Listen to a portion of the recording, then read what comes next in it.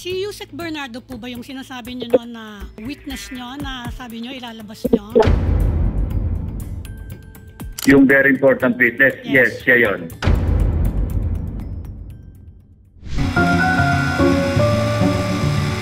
This is truth on the line. Respeto na lang. Sa akin naman, naman ako sa facts, ano?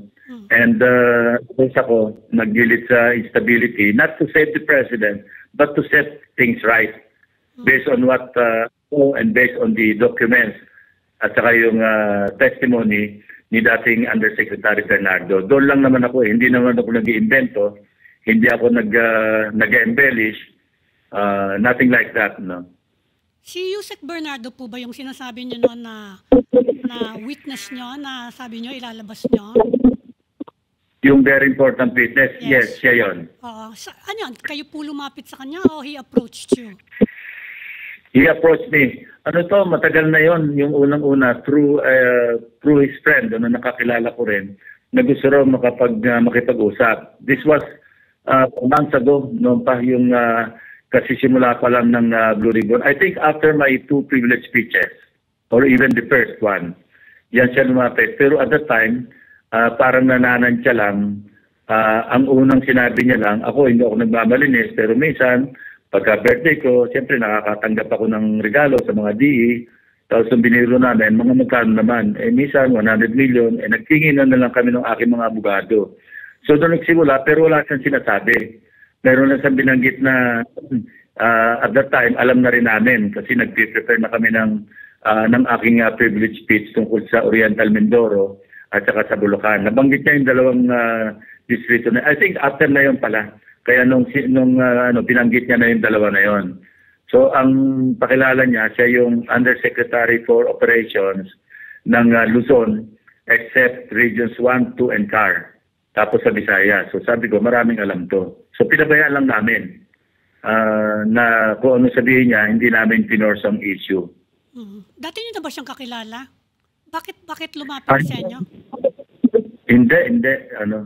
Kasi ang sinasabi niya, kasi matagal na siya sa DPWH, naghanap siya ng pwede niyang pagsabihan ko ng information.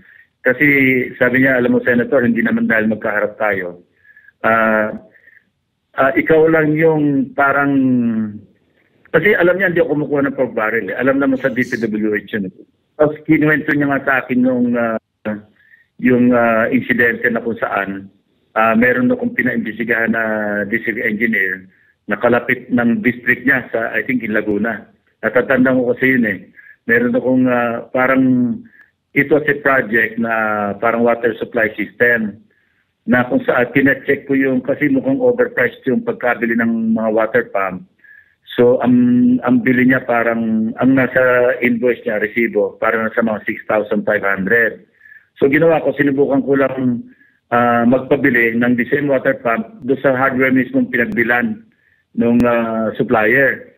1,800 lang. So, pinalang ko ng kaso yung DE, pati yung regional director sa ombudsman. So, yung parang medyo sabi niya, may ripple yun sa DPWH. Sa simula noon, this was in 2002, I think, ang tagal na noon. Tagal na. Yeah. Nasabi po ba niya sa inyo kung bakit lumapit siya sa inyo ngayon? Kasi of course, nung nagta-testify nga siya against Manuel Bunuan na maluha-luha siya. Nasabi ba niya yung reason kung bakit he decided to come out? Pangatlong meeting na. Kasi nung medyo merong gap nung first meeting, pangalawa, nung nagkakaroon na ng investigation, nag-attempt ulit siya na makipag-usap at sinasabi nga, maraming sasabihin. So, again, we met with him, kasama ko lagi yung aking dalawang legislative staff. Tapos, it appeared at that time na hindi siya nag-all out, parang nananansya. Ang sabi, pero at that time, nung second time na nag-usap kami, marami na akong alam tungkol sa kanya. So, sabi ko, kung ganyan, alam mo, hindi ako magtatanong sa iyo nang hindi ko alam yung sagot. Kaya wag tayo magbulahan. So, parang nag-alala siya kasi umalis ako ng maaga. Sabi ko, bahala na kayong dalawa dyan kasi hindi ko gusto yung mga sagot niyan. So again, my friend, yung hindi naman middleman, kaibigan siya rin yung common friend namin. Sabi niya, Sen, iniwanan mo raw eh. Sabi ko, binobola ako, ayoko ng gano'ng kausap. Hindi, sabi niya, tumawag sa akin, takot, magsasabi na raw ng lahat-lahat. Ayun, that was the start. So yung third meeting, sabi ko, gumawa na siya ng draft affidavit niya. So doon na nagsimula yon. But I never knew him before our first meeting. In fact, I heard of him So nararamdaman niya na baka patungo sa kanya yung investigation, kaya ganon, natatakot siya. Kasi ginamitan ko siya ng magic word Sabi ko, ikaw naman, kilalang kilala ka nga sa Diamond Hotel.